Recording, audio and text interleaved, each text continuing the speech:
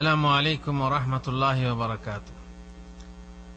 আলহামদুলিল্লাহি রাব্বিল আলামিন ওয়াস সালাতু ওয়াস সালামু আলা রাসূলিহিল কারীম ওয়া আলা আলিহি ওয়া সাহবিহি আজমাইন। আজকের আলোচনায় আমরা দেখব জানাজা নামাজ বিষয়ক কিছু মাসলা। জানাজার নামাজ এর জন্য জামাত জরুরি। জানাজার নামাজ একা একা নয়, বরং জামাত করে পড়তে হয়। জামাত হচ্ছে ওয়াজিব।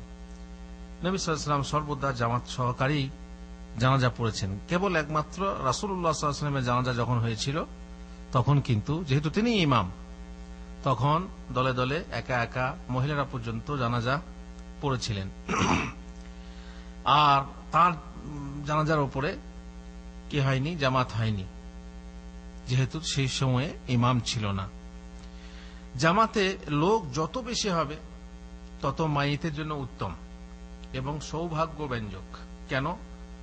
যেহেতু হাদিসে আছে, রাসূলুল্লাহ সাল্লাল্লাহু আলাইহি ওয়াসাল্লাম বলেছেন যে মাইয়িতের জন্য 100 জন মতো মুসলিম জানাজা পড়বে, আল্লাহর কাছে সুপারিশ করবে, তার সুপারিশ আল্লাহর কাছে গ্রহণযোগ্য হবে। অন্য এক বর্ণনায় আছে যে তাকে ক্ষমা করে দেওয়া হবে। অন্য অবশ্য 100 জন থেকে কম হলেও কমসে কম যে 40 জন হয়, তবে শর্ত আছে, 40 জন হলেও তাদের সুপারিশ গ্রহণ করা হবে।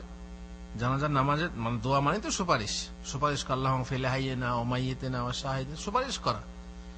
তো এই সুপারিশ দুনিয়ার বুক থেকে আল্লাহ তাআলা গ্রহণ করবেন, তবে শর্ত আছে। আর এই শর্ত সব ক্ষেত্রেই, প্রত্যেক আমলের ক্ষেত্রেই। জামাতের লোকেরা যে সুপারিশ করবে আল্লাহর কাছে, তাদের সুপারিশের মুখ থাকতে হবে। আর মুখ তখনই থাকবে যখন সে আল্লাহর খেয়ানত করবে না। আল্লাহর খেয়ানত কখন হয়? যখন সে আল্লাহর খায়, আল্লাহর পরে, আর আল্লাহর সঙ্গে অপরকে শরীক করে। তার মানে যদি তারা মুশরিক না হয়, তাহলে তাদের সুপারিশ আল্লাহ তাআলা গ্রহণ করবেন। এই জামাতে ইমামের পশ্চাতে 3টি কাতার হওয়া মুস্তাহাব। 3টে কাতার, তার মানে বেজোড় কাতার হওয়া মুস্তাহাব। একটা না, বরং 3টে, 5টা, 7টা, এভাবে কাতার হওয়া মুস্তাহাব। যেহেতু আবু উমামা রাদিয়াল্লাহু আনহু বলেন, একদা আল্লাহ রাসূল সাল্লাল্লাহু আলাইহি ওয়াসাল্লাম এক মাইয়িতে জানাজা নামাজ পড়লেন।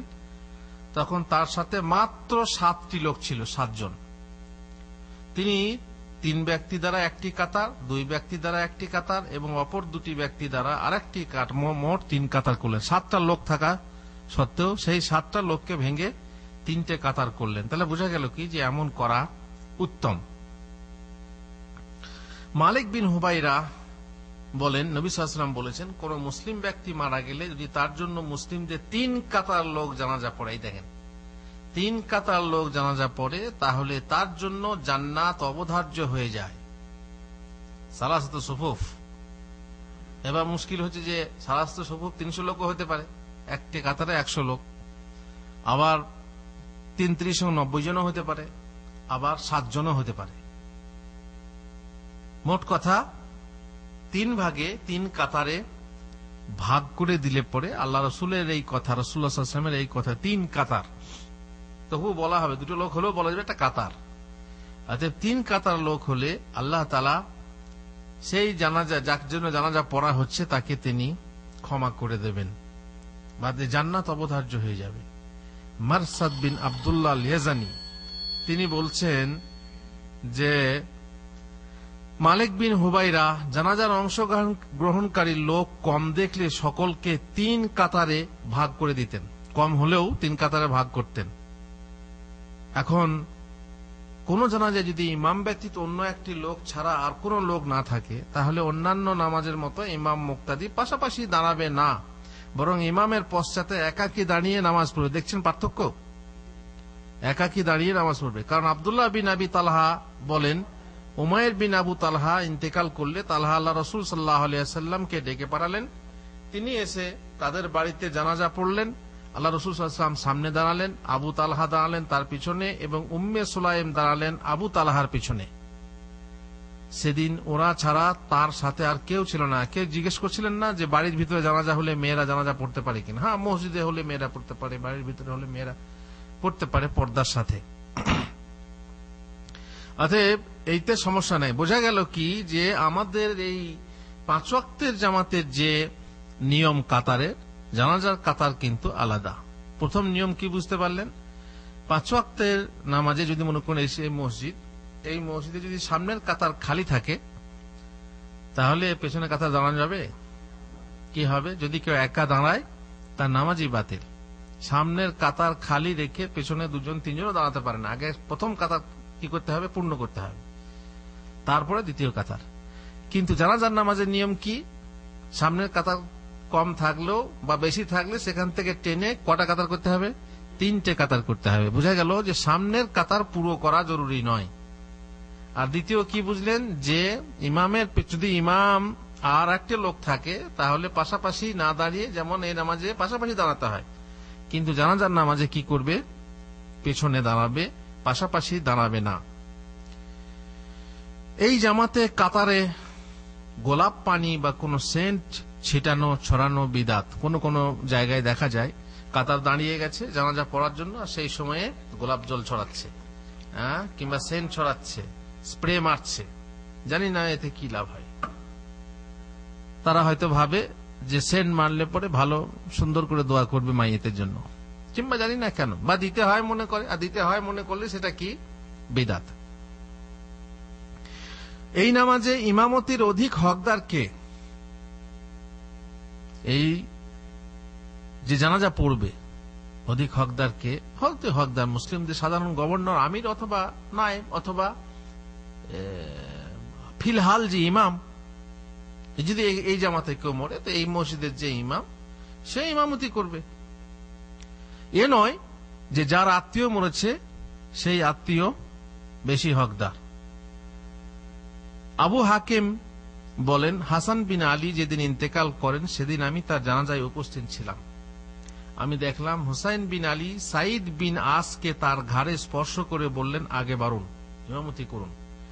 যদি তা সুন্নাহ না হতো তাহলে আমি আপনাকে বাড়াতাম না। সাইদ ছিলেন তৎকালীন মদিনার আমির, আর তাদের আপোষে কোন প্রকার মূলমালিন্য ছিল। কিন্তু গভর্নর, আমির অথবা নায়েব না থাকলে বা উপস্থিত না হলে ইমামতির হকদার তিনিই বেশি, যিনি 5 ওয়াক্তের নামাজে হকদার। এখন মনে করি ইমাম সাহেব নেই, কে জানাজা পড়বে? আত্মীয় না, বরং তাদের মধ্যে যে হকদার বেশি, যার কোরআন পড়া বেশি আছে, যে সুন্নাহ বেশি জানে, তাকে যেমন সাধারণ নামাজের জন্য বাড়ানো হয় তেমনি জানাজার নামাজের জন্য বাড়ানো হবে। প্রিয় নবী সাল্লাল্লাহু আলাইহি ওয়াসাল্লাম বলেন, লোকদের ইমামতি করবে সেই ব্যক্তি যে তাদের পক্ষে বা তাদের মধ্যে সর্বাপেক্ষা অধিক কোরআন মুখস্থ করতে পারে বা আছে, অথবা ভালো কোরআন পড়তে পারে। কোরআন পাঠে তারা সমমানের হলে যে ব্যক্তি সুন্নাহ বিষয়ে অধিক জ্ঞান রাখে সে ইমামতি করবে। মানে সাধারণ নামাজের যে ইমামতির হকদার বেশি হয় সেও জানাজার নামাজের হকদার বেশি হবে। সুতরাং উপযুক্ত যে কেউই নাবালক হলেও ইমামতি করতে পারে। আর জানাজা মসজিদে হলে ইমামতি করবেন মসজিদের ইমাম সাহেব, এটা সোজা কথা। যদি মসজিদে হয় মসজিদ ইমাম সাহেব, কিংবা জামাতের মধ্যে হয় তো ইমাম সাহেবই। অবশ্য তার অনুমতিক্রমে অন্য কেউ পড়তে পারে। যদি কেউ বলে আমি অন্য কেউ পড়বে, তো ইমামতি যদি করতে অনুমতি দেয় ইমাম সাহেব, তো সমস্যা নেই। কিন্তু মৃত ব্যক্তি জীবিতকালে যদি তার জানাজা পড়তে কাউকে ওসিয়ত করে যায় যে আমি মারা গেলে যেন আমার অমক হুজুর জানাজা পড়ে, তাহলে সেটা মানা জরুরি কি না? এটা মানা জরুরি। তাহলে যে যাকে ওসিয়ত করা হয়েছে সেই ওসি ব্যক্তি জানাজা পড়বে, ইমামতি করবে। জানাজায় আমির উপস্থিত না থাকলে অথবা জানাজার মসজিদে না হলে এবং সব দিকে উপযুক্ত হলে তবেই কোনো আত্মীয় ইমামতি করবে। এবার আত্মীয় ব্যাপারটা মানে এ নয় যে আত্মীয় হলে বেশি ভালো, তা না। তবে একটা কথা বলা যায়, মনে করুন ইমাম নেই বা আমির নেই, তখন আর ওসিয়ত করা হয়নি। তখন যদি দেখা যায় যে আপনার আত্মীয়র মধ্যে একজন বেশি ভালো ইমামতি যোগ্য যদি থাকে, তাকে বাড়ানো যাবে। আর যদি বলেন যে না, আত্মীয় হলে পরে বেশি ভালো করে দোয়া করবে, ভালো করে দোয়া তো কাতারের থেকেও করবে না, ইমামতি করলেই দোয়াটা কবুল হবে তা তো না, জরুরি না। সে পেছনে যদি মনে করুন বাপ মারা গেছে, আব্বা মারা গেছে, তো আব্বার জন্য দোয়া ইমাম সাহেব বেশি ভালো করতে পারবে আন্তরিকতার সাথে, নাকি ছেলে করতে পারবে? এখন ছেলে যদি উপযুক্ত হয় তো নিশ্চয়ই ছেলের আন্তরিকতা বেশি থাকবে ইমামের চাইতে, অন্য লোক চাইতে। কিন্তু আমি বলছি যে ইমামতি করেই আন্তরিকতা থাকবে, আর ইমামের পেছনে যদি দোয়া করে তো আন্তরিকতা থাকবে না, তা তো নয়। সে যদি পেছনে থাকে, পেছনে থেকে যদি আল্লাহর কাছে আন্তরিকতার সাথে দোয়া করে, তাহলে নিশ্চয়ই সে দোয়া আল্লাহ কবুল করবেন, এতে কোনো সমস্যা নেই। সুতরাং বোঝা গেল কি যে ইমামতির যোগ্য যদি হয় তাহলে তাকে বাড়ানো যাবে। আর ইমামতির যোগ্য কাকে বলা হলো? বিদআতে কি ইমামতি হবে নাকি, না মুশরিক ইমামতি হবে? যে ইমামতির যোগ্য সে ইমামতি করবে। এই হলো ইমামতির ব্যাপারে মোটামুটি কথা। একই সময়ে যদি একাধিক মাইয়েত একই স্থানে জমায়েত হয়, তাহলে তাদের জানাজা আলাদা করে একা একা পড়তে হবে নাকি একসাথে জানাজা পড়া যাবে? একসাথেই পড়া যাবে। পুরুষ ও শিশু হলে ইমামের সম্মুখে কে থাকবে? কে থাকবে? একটা ছেলে মারা গেছে আর একটা পুরুষ মারা গেছে, বড় মানুষ মারা গেছে, তো ইমামের সামনে কে থাকবে? বড় থাকবে, আর কেবলার দিকে শিশু। একসঙ্গে একটা পুরুষ মারা গেছে, একটা মহিলা মারা গেছে, ইমামের সামনে কে থাকবে? পুরুষ, আর তারপরে কে থাকবে? কেবলার দিকে মহিলা। একই সাথে একটা পুরুষ, একটা মহিলা, একটা শিশু মারা গেছে, কে কোথায় থাকবে? বলছেন যে মহিলা ও শিশু পুত্র হলে ইমামের সামনে কে থাকবে? শিশু। মহিলা শিশু হলে ইমামের সামনে শিশু। পুরুষ, মহিলা ও শিশু হলে ইমামের সম্মুখে পুরুষ, অতঃপর শিশু পুত্র। শিশু পুত্র মানে সে যদি ছেলে হয় তাহলে, আর যদি মেয়ে হয় তো একই কথা হলো। মোট কথা শিশু পুত্র হলে প্রথমে পুরুষ, তারপরে শিশু পুত্র, তারপরে মহিলা। আর পুরুষ, মহিলা, শিশু পুত্র, শিশু কন্যা থাকলে ইমামের সম্মুখে পুরুষ, তারপর শিশু পুত্র, অতঃপর মহিলা, অতঃপর শিশু কন্যা। তখন দুটো মেয়ে হয়ে গেলে পরে যে বড় তাকে আগে করতে হবে এবং সব শেষে ছোটকে করতে হবে।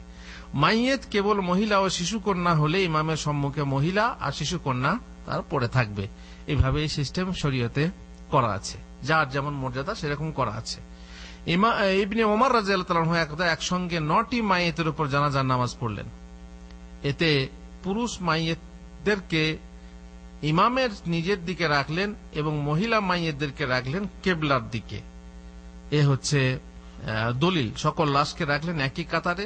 আর ওমর বিন খাত্তাবের স্ত্রী উম্মে কুলসুম বিনতে আলী এবং তার জায়েদ নামক এক ছেলের জানাজা রাখলেন একসাথে।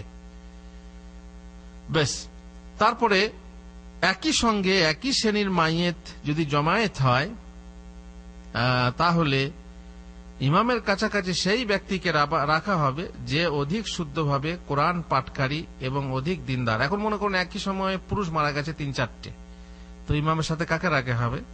যে কবরে রাখার জন্য যে কাকে আগে রাখা হবে? যে বেশি কোরআন পড়তে জানে, যার মর্যাদা বেশি, তাকে ইমামের কাছাকাছি রাখতে হবে। যেহেতু উহুদের শহীদদের কবরস্থ করার সময় সেই ব্যক্তিকে সর্বাগ্রে কবরে রাখতে আদেশ করা হয়েছিল যে ব্যক্তি বেশি কোরআন জানত। অতএব এই হিসাবেই মাইয়েতকে রাখারও ব্যবস্থা করা হবে। প্রত্যেক মাইয়েতের জন্য পৃথকভাবে পৃথক পৃথক জানাজা পড়া যায় কি? যদি বলে না একটা করে নিয়ে আসবো আর পড়বো, এরকম জায়েজ কিনা? বলা হয়েছে যে এরকম জানাজাও পড়া যায়। মৌলিক নিয়ম হলো এটাই যে এক একটা মাইয়েতের জন্য এক একবার জানাজা পড়া হবে। তাছাড়া উহুদের দিন মহানবী সাল্লাল্লাহু আলাইহি ওয়াসাল্লাম শহীদদের জানাজা পৃথক পৃথক ভাবেই পড়েছিলেন। বোঝা গেল জায়েজ। ইবনে আব্বাস বলেন, আল্লাহ রাসূল সাল্লাল্লাহু আলাইহি ওয়াসাল্লাম যখন হামজা রাদিয়াল্লাহু তাআলা আনহু জানাজা পড়েন বা পড়ার জন্য দাঁড়ালেন, তখন তাকে কেবলার দিকে রাখতে আদেশ করলেন। অতঃপর 9 তাকবীর দিয়ে তার জানাজা পড়লেন। অতঃপর অন্যান্য শহীদগণের তার নিকট আনা হলো। এক একজন শহীদকে হামজা রাদিয়াল্লাহু আনহুর পাশে রেখে জানাজা পড়লেন। এভাবে তিনি সকল শহীদগণের সাথে হামজার উপর সর্বমোট 72 বার জানাজা পড়েছেন। বুঝতে পারলেন? তার মানে এক এক করে নিয়ে এসে জানাজা পড়লেন। এখন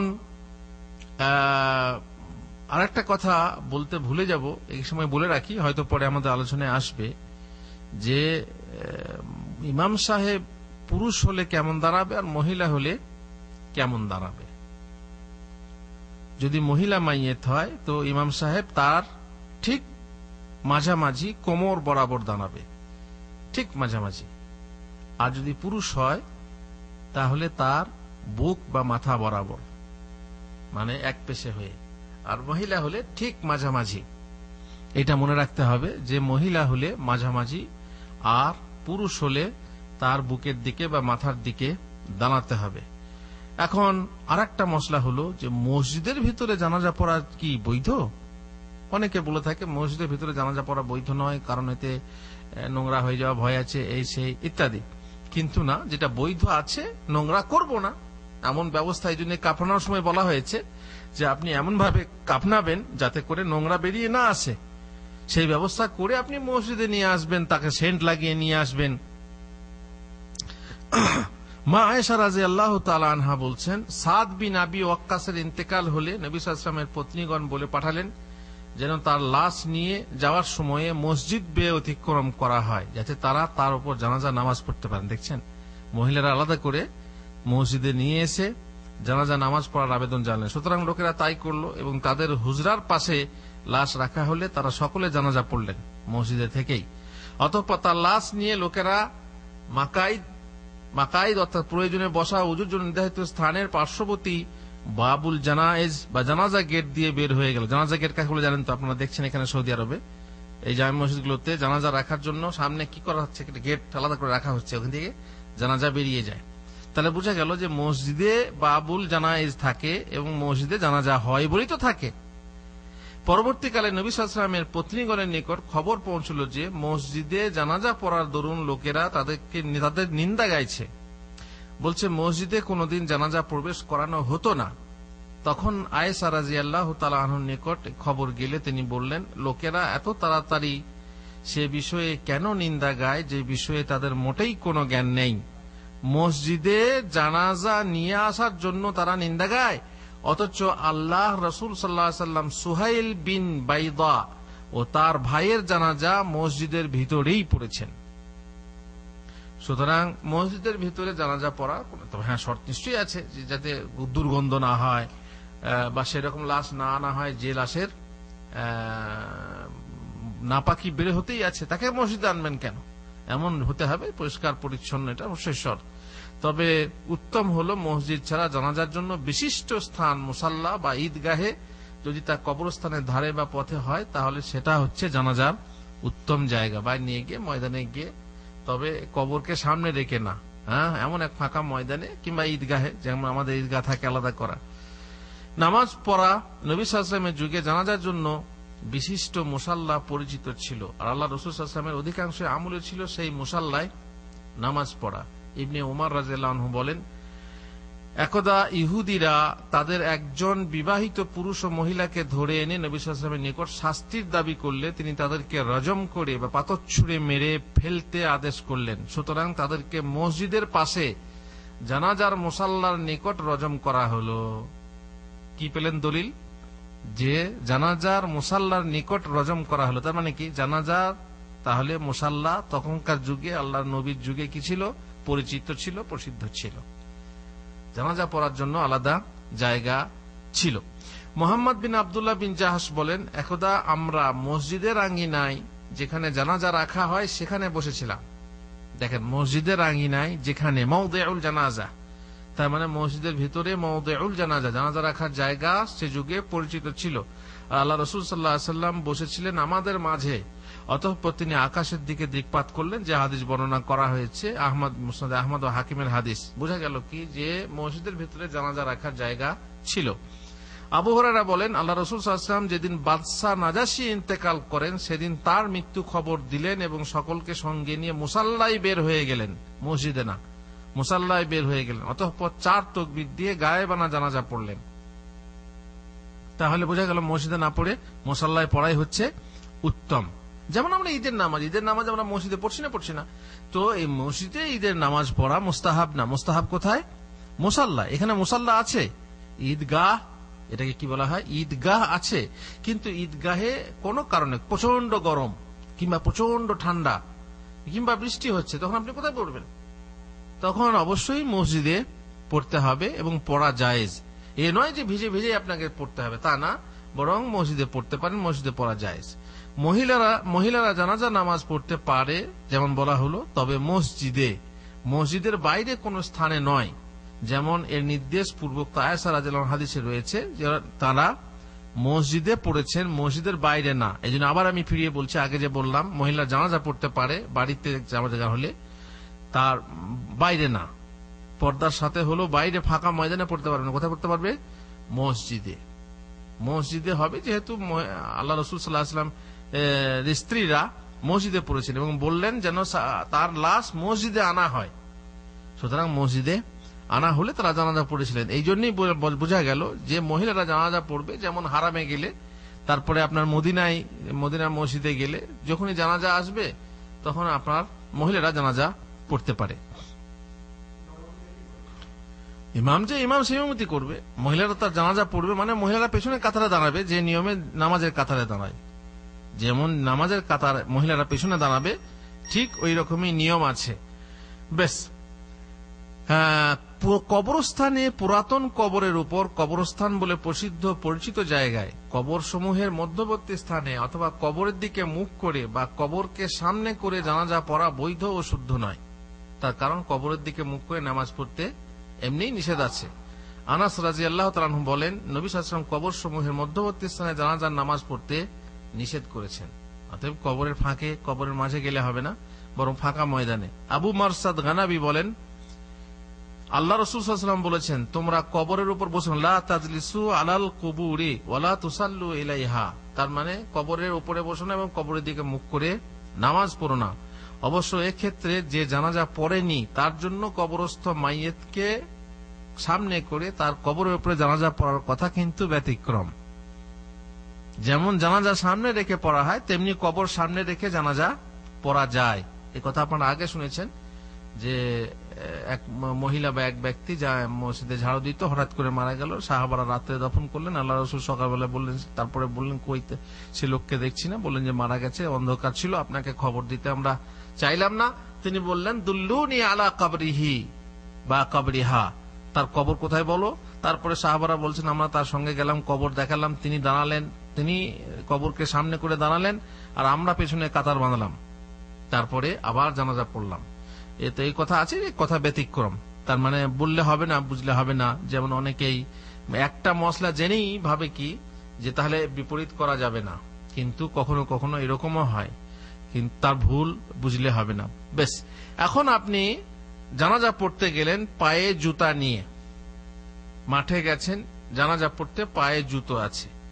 পায়ে জুতো যদি অপবিত্র থাকে তাহলে তা খুলে মুসাল্লা থেকে দূরে রাখতে হবে। তার মানে যেখানে নামাজ পড়া হবে সেখানে আনাই যাবে না। যদি আপনার পায়ের জুতা ময়লা থাকে, পেশাব লাগা থাকে, তার যে জানেন আপনি, নচেত সেটাকে মেজে ঘষে কিংবা ধুয়ে পরিষ্কার করে মুসাল্লায় আসতে হবে। তাহলে তা বা পবিত্র জুতো পায়ে দিয়েই নামাজ পড়া যাবে, খুলতে হবে না। অনেক লোক আছে যারা জুতো খুলে তার উপরে দাঁড়ায়, দেখেছেন আপনারা? আজীব কাণ্ড, জুতোটা খুলে তার উপরে পা দিয়ে দাঁড়িয়ে জানাজা পড়ে। তো তোমার যে জুতোটা তার উপরে দাঁড়িয়ে জানাজা হয়, তো ভিতরে থাকলে, পাটা যদি ভিতরে থাকতো তাহলে হবে না কেন? জানি না, বেয়াদবি হয়তো কিভাবে।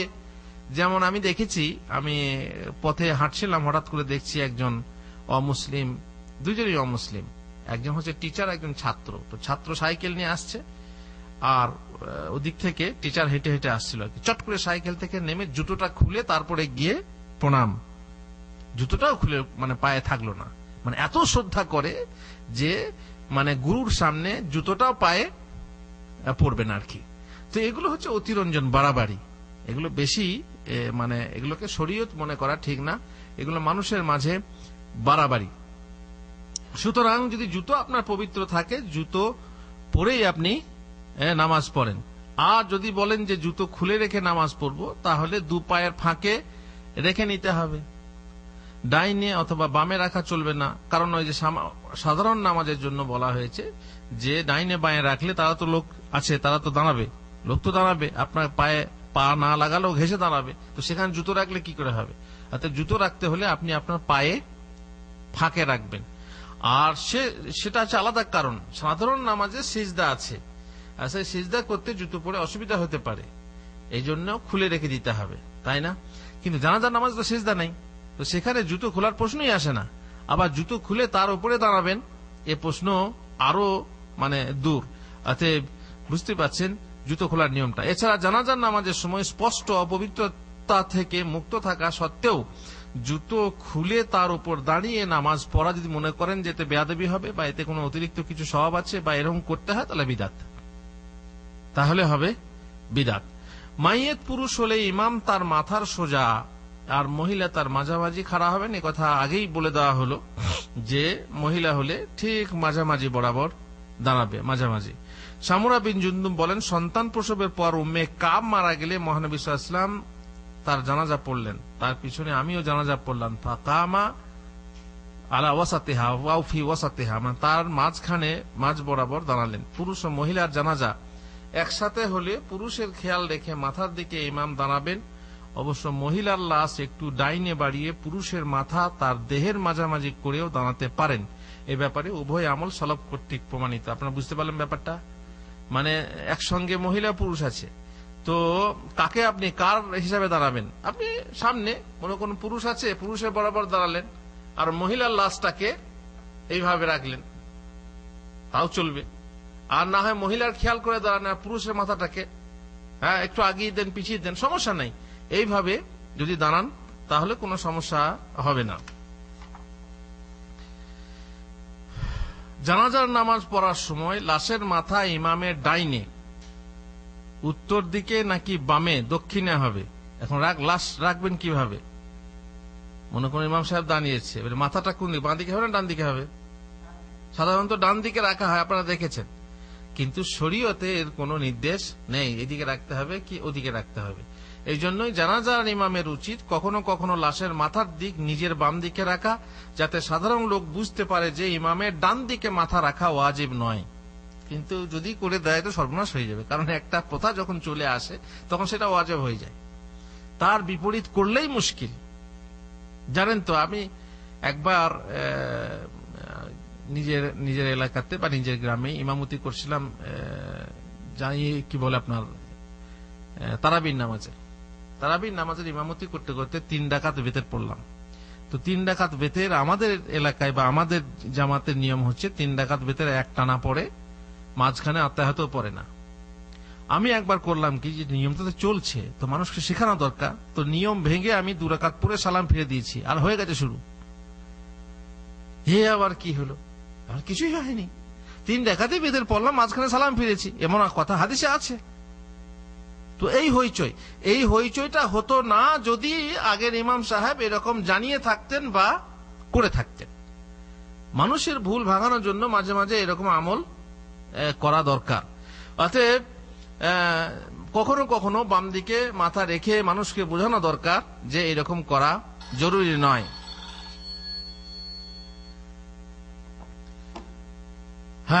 তবে ডান বা উত্তর দিকে হওয়াটাই স্বাভাবিক, কারণ কবরে এইভাবে রাখা হয়। কবরে আপনি কিভাবে রাখবেন? কেবলামুখে রাখতে গেলে ডান দিকে মাথাটা রাখতে হবে না। অতএব সেই হিসাবে যদি ডান দিকে রাখেন তাতে ক্ষতি কিছু নেই, কিন্তু বাম দিকে রাখলে যে ক্ষতি হবে তাও না। কিন্তু কবরে রাখার সময় সুন্নাত আছে যে কেবলামুখে করতে হলে পরে আপনাকে ডান দিকে রাখতে হবে। বড় সম্মেলন বা ইজতিমায় জানাজায় হাজির হলে এবং মাইয়েত পুরুষ, শিশু না মহিলা তা সকল উপস্থিত ব্যক্তির জানা অসম্ভব হলে তা সাধারণভাবে ঘোষণা করা বৈধ হবে। তবে অজান্তে যদি মহিলার ক্ষেত্রে দোয়ার শব্দে পুরুষ লিঙ্গ বা পুংলিঙ্গ শব্দ ব্যবহার করে তাহলে কোনো ক্ষতি হয় না, কারণ মহিলা জানা সত্ত্বেও তার জন্য দোয়ার শব্দে পুংলিঙ্গ ব্যবহার করা যায় যখন উদ্দেশ্য হয় মাইয়েত। এখন আপনি হারামে গেছেন, কিংবা বিশাল জলসা, সেখানে জানাজা হচ্ছে, কিংবা হারামে গেছেন, হজের সময় গেছেন, বললো আসসালাতু আলাল মাইয়েতে কিংবা আমওয়াত, বলে না, তখন আপনি মাইয়েতে যখন বলে তখন বুঝলেন না যে সে পুরুষ না মহিলা।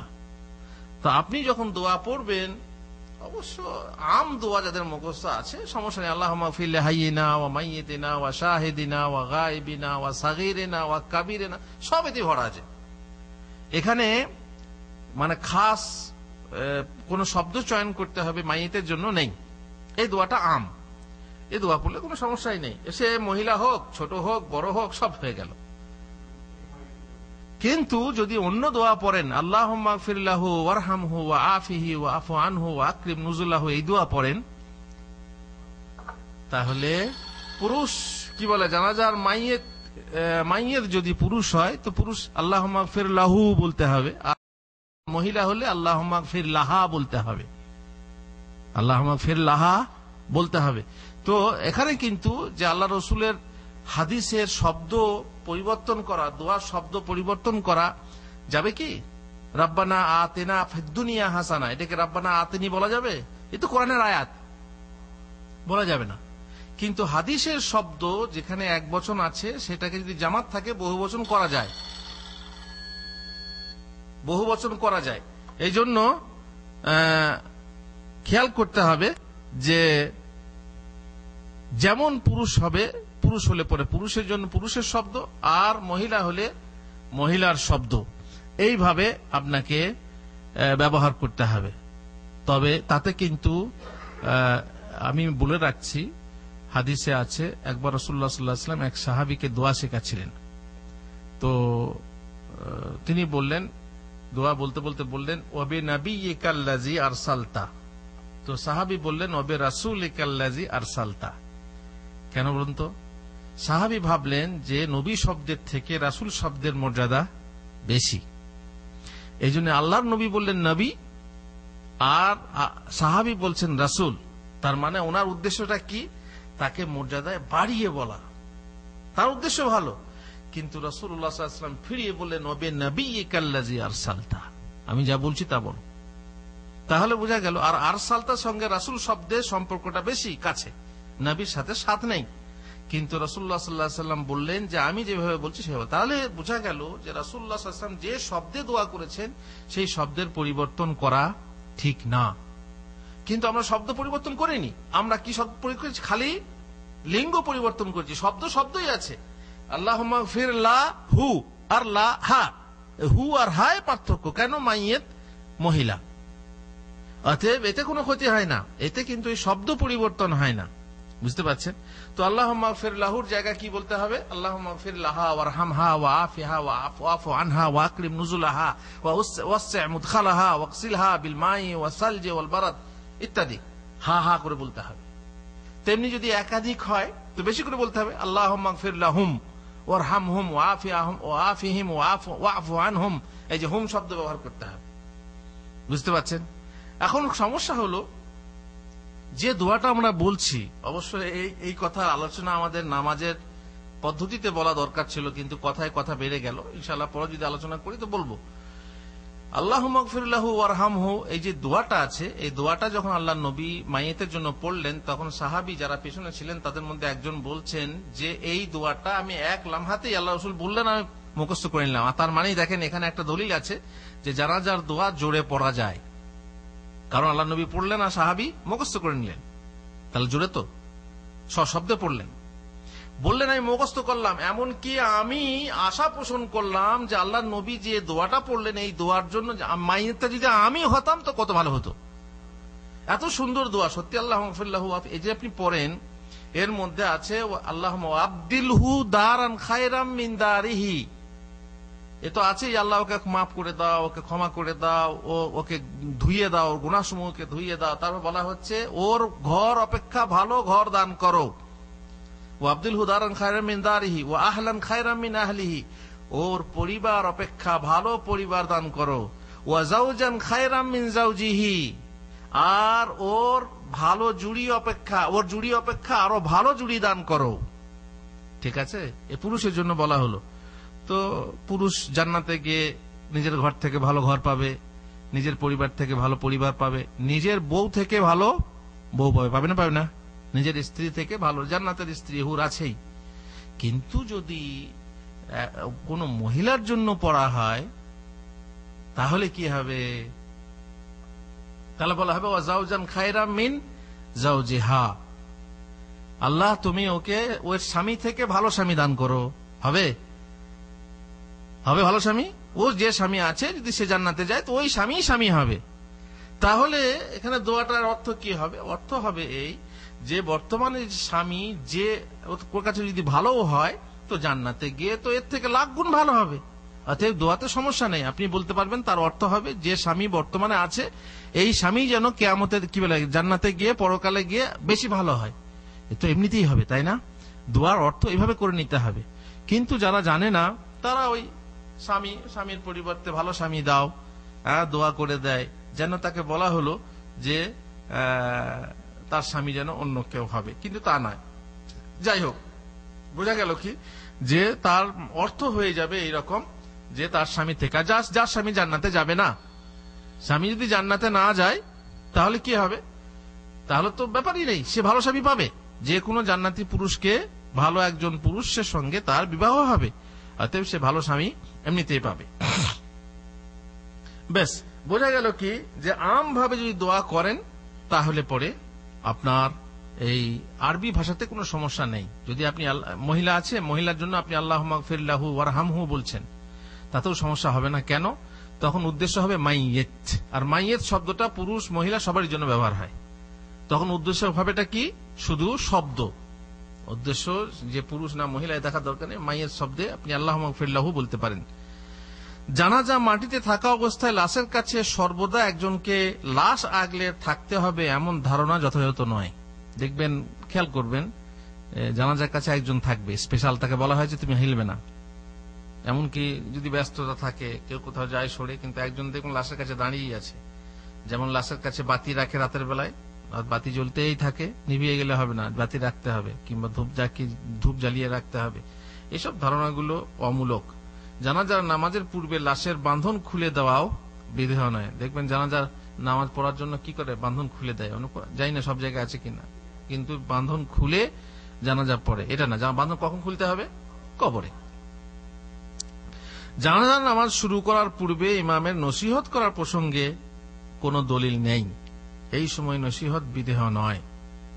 মানে ইমাম সাহেব ভাবলো কি এখন সব গ্রামের লোক যারা 5 ওয়াক্তে নামাজও পড়ে না তারাও এসেছে জানাজা পড়তে, তো এই সময় একটু নসিহত করি, দিয়ে শুরু করে দিল ওয়াজ, ঠিক কিনা? এইরকম অবস্থা যে এটাকে মানে সুবর্ণ সুযোগ রূপে ব্যবহার করে আপনি নসিহত করতে লাগবেন, এমন দলিল নেই।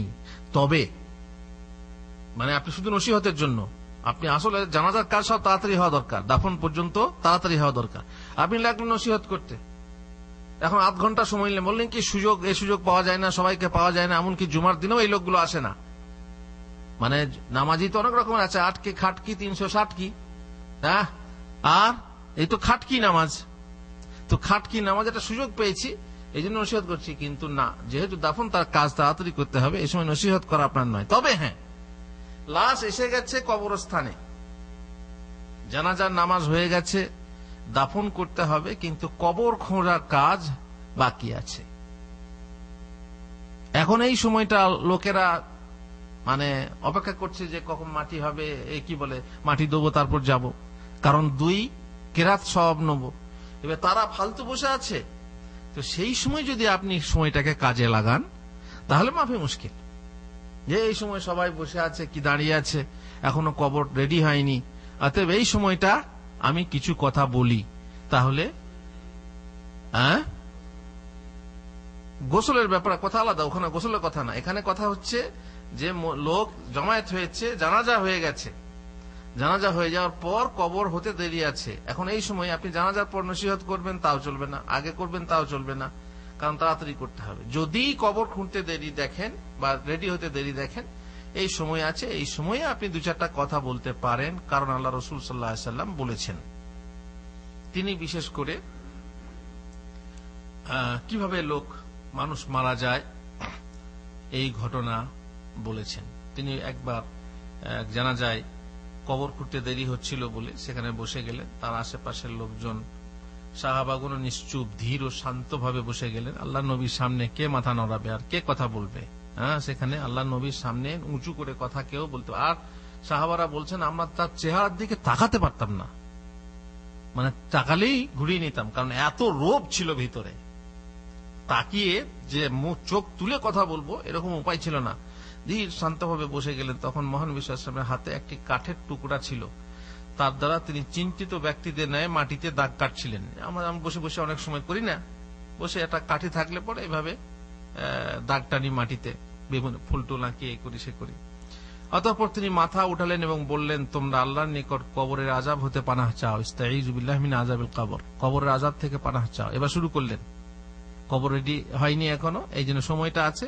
আর এই সম্পৃক্ত মশলা, অবশ্য আমাদের দেশেও মশলা নিয়ে খুব হয়, হুজুর এইটা করলেন, এটা জানাজা জোরে নাকি, সূরা ফাতিহা পড়তে হবে না হবে না, এই জোরে পড়লেন না আস্তে পড়লেন, এই নানা রকম দেখবেন। রোজার সময়ে রোজার মশলা নিয়ে তর্ক বিতর্ক, আর জানাজার সময়ে ওই কবরস্থানের কাছে গিয়েও সেখানে জানাজার ব্যাপার নিয়ে মশলা নিয়ে তর্ক বিতর্ক, সেখানে বিভিন্ন মশলা নিয়ে তর্ক বিতর্ক। কবরটা কত উঁচু করতে হবে, কেউ বলবে এতটা, কেউ বলবে এতটা, কেউ বলবে এই সেই, নানা রকম, কেউ বলবে কবর লোয়া আছে, ও অনেক কথা আছে, বলবো ইনশাআল্লাহ ধীরে ধীরে কত বিদাত আছে। তো যাই হোক, শুরু হয়ে গেল নসিহত, তোমরা কবরের আযাব থেকে পানাহ চাও। কবরের আযাব হচ্ছে সত্য। অনেক লোক কবরের আযাবকে বিশ্বাস করে না। তারা ভাবে কি যে কবরের আযাব সম্পর্কে পাকা কোনো দলিল নেই, হাদিস মানতে চায় না। তারা আবার হাদিস মানে না। এক শ্রেণীর মানুষ আছে, তারা কোরআন মানে শুধু। তারা বলে কোরআনে দেখাও কথা আছে আর কবরের আযাবের কথা। স্পষ্টভাবে কোরআনে কবরের আযাবের কথা না থাকলেও অস্পষ্টভাবে আছে। কোরআনে 2-3 জায়গাতে ইঙ্গিত করা আছে যেখানে বলা হয়েছে কবরের আযাবের কথা, আর হাদিসে আছে। হাদিস যদি না মানেন তাহলে আর কি করা যাবে। এই জন্যই খেয়াল রাখতে হবে যে পরকালের ঈমান রাখার একটা অঙ্গ হচ্ছে কবরের আযাবকে বিশ্বাস করা। যদি আপনি কবরের আযাব বিশ্বাস না করেন তো আপনার ঈমান ভঙ্গুর হয়ে যাবে, আপনার ঈমান ভালো থাকবে না, ঈমান থাকবে না। তো অতএব আল্লাহ রাসূল বললেন কবরের আযাব থেকে পানাহ চাও। তারপর এই কথা বলার পরে তিনি বললেন যে মানুষ যখন মরতে যায় তখন যদি সে ভালো লোক হয় তাহলে তার কাছে সুন্দর চেহারা বিশিষ্ট ফেরেশতা আসেন জান্নাতের রেশমি কাপড় নিয়ে এবং সুগন্ধি নিয়ে।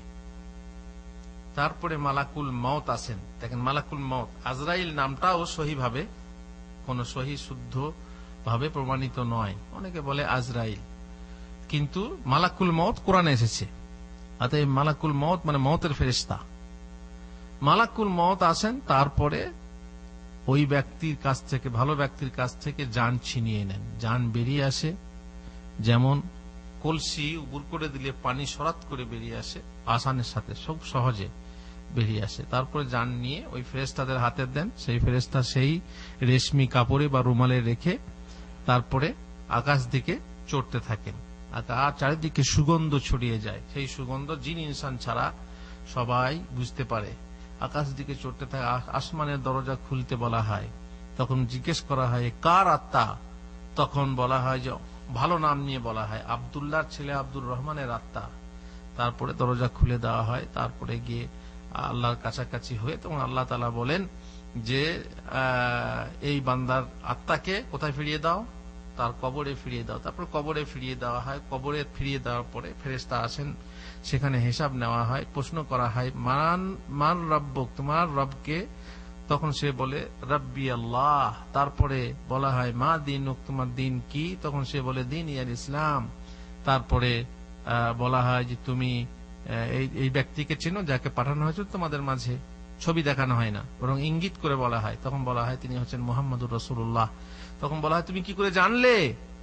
তখন সে বলে কারাতু কিতাব আল্লাহ, আমি আল্লাহর কিতাব পড়েছি ফলে জেনেছি। যে এই সব প্রশ্নের উত্তর তুমি জানলে কি করে? আল্লাহর কিতাব পড়েছি। তো যাই হোক, কবরে যখন তাকে উঠানো হবে তখন সে মনে করবে কি সূর্য ডুবে যাচ্ছে, আর সঙ্গে সঙ্গে উজুর জন্য ছটফট করবে যে আসরের নামাজ আমার বাকি কাজা হয়ে যাচ্ছে। দেখছেন কেমন লোক, কেমন লোক যে নামাজ চলে গেলে যেমন মনের ভেতরে একটা ধিক্কার, একটা ব্যস্ততা, একটা আক্ষেপ, একটা উদ্বেগ থাকে, কবরের ভিতরে গিয়েও তখন প্রথম জান ফিরিয়ে পেয়েছে তখন ভাবে আমার আসরের নামাজ চলে যাচ্ছে। তখন তাড়াতাড়ি করে বলে না খালাস, তোমার আমলের সময় শেষ হয়ে গেছে, এখন বলো তুমি প্রশ্নের উত্তর দাও। প্রশ্নের উত্তর দিলে আকাশবাণী হবে আমার বান্দা সত্য বলেছে, ওর জন্য জান্নাতের বিছানা বিছিয়ে দাও এবং জান্নাত থেকে জানলা খুলে দাও। অমনি বিছানা, জান্নাতের বিছানা বিছিয়ে দেওয়া হবে। জান্নাত থেকে ঠান্ডা হাওয়া এবং সুগন্ধ হাওয়া আসতে লাগবে। তারপর এক ব্যক্তি সুন্দর চেহারা বিশিষ্ট, তাকে দেখে বলবে কে তুমি? তোমার চেহারা দেখে যেন সুসংবাদ বইছে, কে তুমি? তখন সে বলবে আমি তোমার সেই নেক আমল যা তুমি দুনিয়াতে করতে। পক্ষান্তরে যদি মৃত ব্যক্তি, যার মরণ হচ্ছে, মরণোন্মুখ ব্যক্তি কাফের কিংবা মুনাফিক হয়, তাহলে ফেরেশতা, খুব কুৎসিত চেহারা বিশিষ্ট ফেরেশতা সেখানে উপস্থিত হবেন। তারপরে সঙ্গে জাহান্নামের চট, খারাপ নোংরা দুর্গন্ধ ইত্যাদি নিয়ে হাজির হবে। মালাকুল মউত এসে তার জানকে টেনে বের করবেন।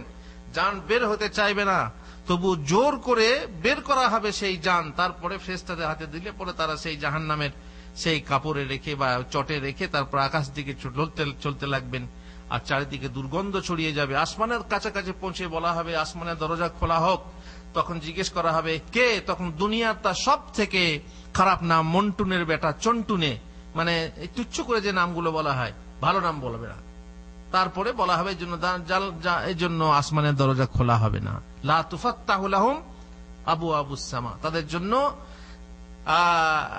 আসমানের দরজা খোলা হবে না। ওয়ালা ইয়াদখুলুনা জান্নাহ, জান্নাতেও যাবে না। হাত্তা ইয়ালিজাল জামালু ফি সাম্মিল খিয়াত, যতক্ষণ পর্যন্ত না একটা সূচের ছিদ্র দিয়ে উট প্রবেশ করে। তার মানে সূচের ছিদ্র দিয়ে উট প্রবেশ করা যেমন অসম্ভব, তেমনি তার জান্নাতে যাওয়া অসম্ভব। তাকে ফিরিয়ে দাও কবরের দিকে, কবরের দিকে তার জান বা প্রাণ ফিরিয়ে দেওয়া হবে। তখন সে উঠবে, উঠে যখন বসানো হবে, জিজ্ঞেস করা হবে মার রাব্বুক, সে বলবে হা হা লা আদরি। মা দীনুক, হা হা লা আদরি, কাকে পাঠানো হয়েছিল তোমাদের মাঝে? বলবে হা হা লা আদরি, হায় আফসোস, আমি তো জানি না। অথচ জানতো, দুনিয়ার বুকে জানতো। তখন বলবে যে আমি লোকের মুখে যা শুনতাম তাই শুনেছি এবং তাই বলেছি, এখন আমার মনে আসছে না। তখন আকাশবাণী হবে, আমার বান্দা মিথ্যা বলছে, এর জন্য জাহান্নামের দরজা খুলে দাও, জাহান্নামের বিছানা বিছিয়ে দাও। জাহান্নামের গরম আগুনের হাওয়া আসতে শুরু করবে, জাহান্নামের বিছানায় সে থাকবে। এমন অবস্থায় এক কুৎসিত চেহারা বিশিষ্ট এক লোক তার কাছে হাজির হবে, বলে তুমি কে? তোমার চেহারা দেখেই যেন কুসংবাদ বহন করছে। তখন সে বলবে কেন? আমি তোমার সেই আমল যা তুমি দুনিয়াতে করতে। এইভাবে দুইজন সাথী চিরসঙ্গী হবে। ওদিকে যে জান্নাতি তাকে বলা হবে নাম কানাউমাতিল আরুস, প্রথম বাসর রাত্রের বরকনে যেমন ঘুমিয়ে যায়, ঘুমিয়ে যাও। কবে উঠবে? কিয়ামতের সকালে। আর এই যে জাহান্নামী হবে, সে ঘুমাবে কোথায়? ঘুমার সময় আছে তো, শাস্তি ভোগ করবে কে? তাকে শাস্তি ভোগ করতে হবে। আল্লাহ রাসূল সাল্লাল্লাহু আলাইহি ওয়াসাল্লাম নসিহত করলেন কোথায়? কবরের গোড়াতে। বোঝা গেল কি, যদি এরকম সময় থাকে নসিহত করার, আপনি এই আলোচনা করতে পারেন যে আলোচনা রাসূলুল্লাহ সাল্লাল্লাহু আলাইহি ওয়াসাল্লাম, যেহেতু বিষয়ের সাথে সম্পৃক্ত আর অন্য বিষয় না। ধান ভানতে শিবের গীত গাইবেন না। আপনি এখানে এসেছেন বিয়ের আলোচনা করছেন নাকি? ঠিক হবে? জানাজায় এসেছেন, বিয়ের আলোচনা কেন করবেন? যেখানে যেমন সেখানে সেই রকম আপনার বিষয়ভূত আলোচনা করবেন, এরকম জায়েজ। মোটামুটি আজকে এতটুকুই মশলা আপনাদের কাছে রাখলাম। আল্লাহ তাআলা আমাদেরকে তৌফিক দেন যেন আমরা সঠিক যে বিধান, সেই বিধান মেনে চলতে পারি। আল্লাহুম্মা আমিন। এবং কবরে গিয়ে কবরের যেন সেই প্রশ্নের উত্তর দিতে পারি, যেমন এখন জানছি সহজভাবে, ঠিক এই সহজভাবেই যেন আমরা বলতে পারি রাব্বি আল্লাহ দীনি আল ইসলাম ওয়াল্লাযী বুইসা ফীনা মুহাম্মাদুর রাসূলুল্লাহ সাল্লাল্লাহু আলাইহি ওয়াসাল্লাম। ربنا آتنا في الدنيا حسنة وفي الآخرة حسنة وقنا عذاب النار وصلى الله على نبينا محمد وعلى آله وصحبه أجمعين.